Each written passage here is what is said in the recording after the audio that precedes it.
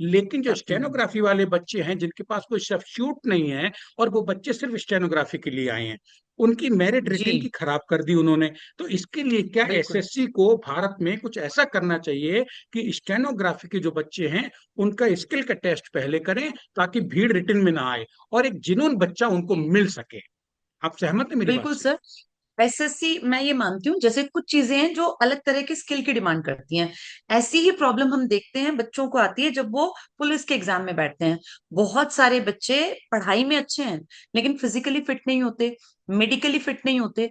ऐसे बच्चे पुलिस के पेपर में बैठ के पास तो हो जाते हैं, मेरिट चली जाती है हाई, लेकिन जब वो वहां उनसे लॉन्ग जंप कराते हैं, हाई जंप फेल कराते हो गए। हैं, फेल हो गए। रेस कराते हैं, चेस्ट हाइट हेल्थ के मापन में वो फेल रह जाते हैं। तो इससे क्या होता है, जो बच्चा सच में पुलिस में जाने लायक था, जिसकी हाइट अच्छी थी, जो 8वीं 9वीं से ही रेस करता है, जो बहुत फिजिकली फिट है, और जो उस बिल्कुल। प्रोफेशन में बिल्कुल 100% फिट बैठेगा, वो बच्चा मेरिट में, क्योंकि वो दिमाग से उतना यूज नहीं कर रहा, उसको नहीं चाहिए 90 नंबर, वो बिल्कुल। 60 70 पे लाके बहुत अच्छी पुलिस की जॉब कर सकता है। लेकिन ये ब्रिलियंट बच्चे, क्योंकि बेरोजगारी है, मैं इनको कारण नहीं मानती, मुझे ऐसा लगता है सरकार को ये कुछ इस तरह के पैरामीटर डिसाइड करने चाहिए।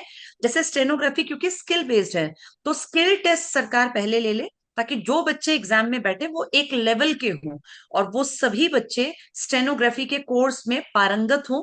उनको ये डर ना हो कि भाई हमारे बीच में बैठा हुआ कोई बच्चा आईएएस की तैयारी तो नहीं कर रहा है।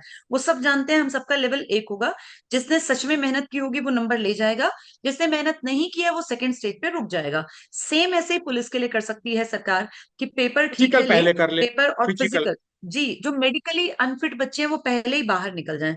क्योंकि हम लोग मुद्दा एसएससी की बात का कर रहे हैं, तो यहाँ हम लोग फोकस उसी बात पे करते हैं कि स्किल टेस्ट अगर बाद में लेती हैं सरकारें, तो उसमें बहुत सारे बच्चे जो एग्जाम क्रैक कर गए, वो एलिजिबल तो हैं स्किल टेस्ट के, लेकिन वो पहुंचते ही नहीं है। कितनी ही मेरिट में बार नहीं ऐसा आते। होता है वो इंटरव्यू में नहीं गए हैं, वो अपने डॉक्यूमेंट वेरिफिकेशन में नहीं गए, कारण उनके पास वो चीजें हैं ही नहीं जो कि जी। एग्जाम में मांगी गई थी। तो ये बहुत बड़ा मुद्दा है।